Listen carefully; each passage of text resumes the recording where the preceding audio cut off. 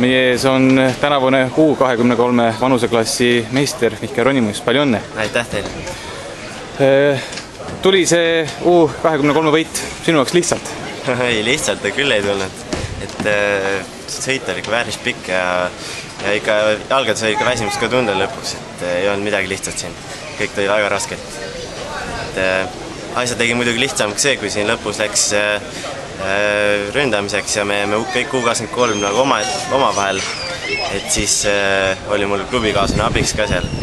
Ma usun, et suur tänu temale, et muidu ma usun, ma poleks saanud seda.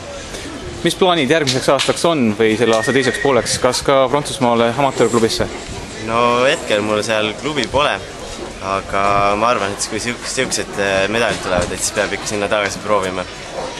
Aga muidu sel aastal ma plaanin minna universiaadile, see toimub Hiinas ja see on augustikuus.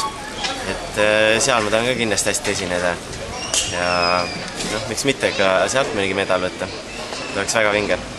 Palju õnne! Aitäh teile!